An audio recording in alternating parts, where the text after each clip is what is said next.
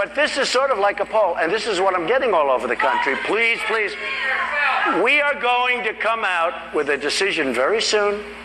The bad guys are out of here. Now, that one we agree on. I mean, they're going to be out of here even faster than you could throw them out, okay? I'm telling you. They're going to be out, and they're going to be Where's out. Where's the lady from the last hour? She was great. Okay. No. No. But you know, the few people that stood up, there weren't that many for the number 2, right. But the few people that stood up, I get that. I mean, I really get that. And we do have a thing called jobs. You know, from the economy standpoint, we can't get jobs for our own people, and we're supplying jobs. But everywhere I go, I get the same reaction. They want toughness, they want firmness, they want to obey the law, but they feel that throwing them out as a whole family when they've been here for a long time, it's a tough thing. They do feel that. Let me throw a statistic into the mix here, if you all don't mind. All right, so illegal immigrants, we have 95 million Americans right now out of the labor force. Right. Okay. We have the lowest labor participation rate in the 70s, the lowest home ownership rate in 51 years, the worst recovery since the 40s, and this guy's doubled our national debt. And we have 12 million more Americans on food stamps, right. 8 million more in poverty. So if we secure the border, that would prevent competition for the 95 million out of work. 100%. And it's also driving down wages. By the way, when he says secure, I mean this is a real border. We're not playing games. This is a real border. And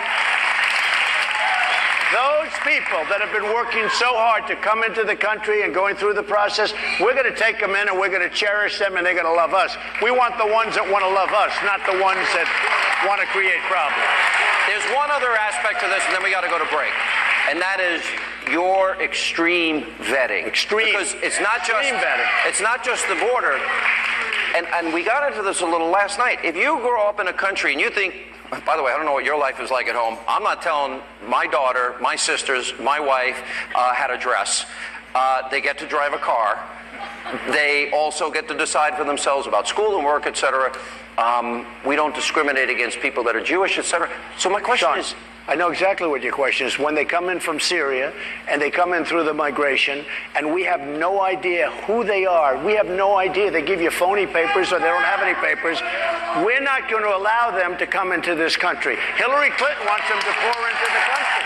We're not going to allow them to come into the country. We're just getting started. We'll continue. More with Donald Trump. He is here for the entire hour. Up next, we'll be joined by former Texas Governor Rick Perry, former New York City Mayor Rudy Giuliani, Alabama Senator Jeff Sessions. Plus, we sent a Hannity producer down to the border to speak with Border Patrol agents about the challenges that they're facing on a daily basis. We've got that tape, and we'll show you what they saw, including an arrest right here, not far from Austin. Straight ahead. Pedestrian fence.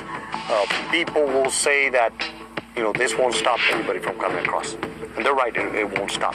But what's going to do for us Border Patrol agents, is one very important thing. It's going to slow them down. It's going to give us the right amount of time for us to get here and prevent. And if we can't prevent, if this people or this person decides to make an entry, we're going to have the ability and the time to make an apprehension.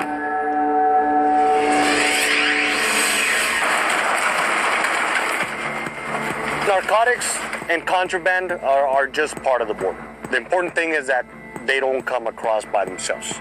It takes a human being to bring them across. We did see a drop in apprehensions after 2006 when the fence came about, when the right mix of technology and infrastructure came about, but yet we didn't see that drop in narcotics. Those are not controlled by the economy. It doesn't matter if there's jobs in the United States or not, drugs are still going to be tried to be brought into the United States.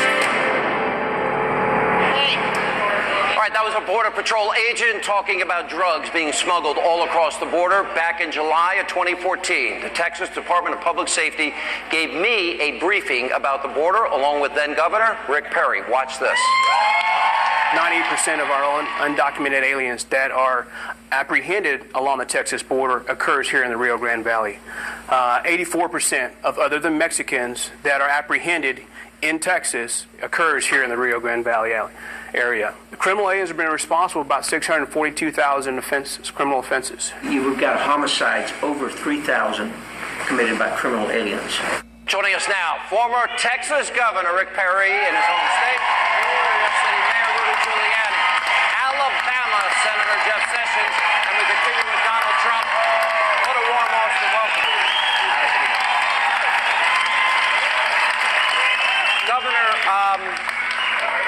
was not supposed to be in that briefing with you. Obama was supposed to be there, but he didn't go. Now, for those of you that couldn't see the monitor, that showed from 2008 to 2014, 7-year period, in your state while you were governor, 642,000 crimes committed against Texans alone, including murder, rape, all sorts of crimes. That is, to me, the most underreported story in the country. Tell us about it. Well, the real issue for me is that southern region of that border, and that was what we brought to the attention of you and your viewers and the people of this country, that 150-mile region. Mr. Mayor, 53% of all the apprehensions along the entire 1,800-mile border from Tijuana to Brownsville occurred right there. Wow. And what we wanted to show the president was that, look, Mr. President, you fish where the fish are.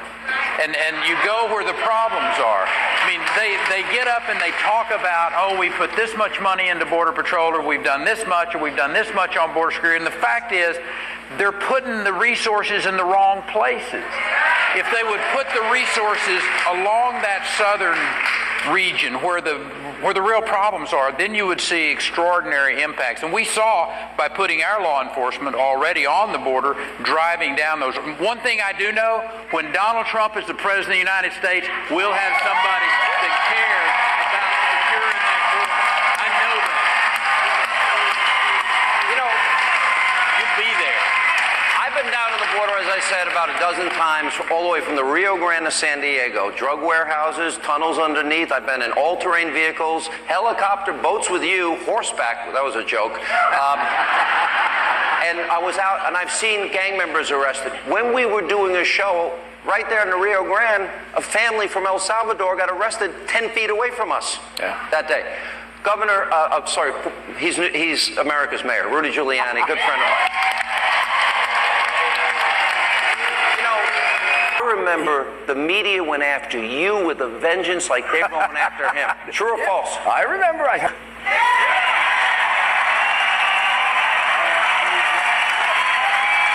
crazy. They went crazy.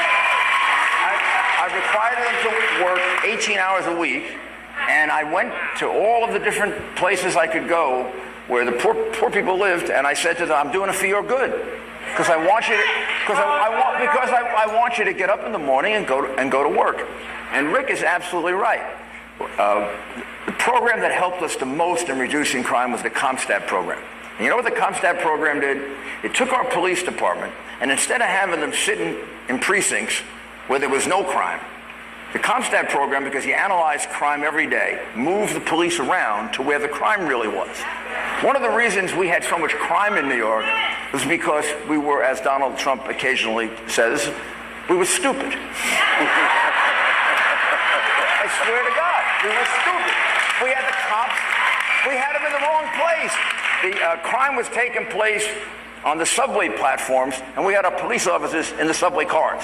But what I saw, and I watched this whole process, and you don't back down from the media. You didn't back down from the media. You didn't back down.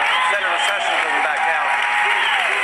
It seems that when 65% of every exit poll in those primaries said that Republicans felt betrayed by the Republican Party, isn't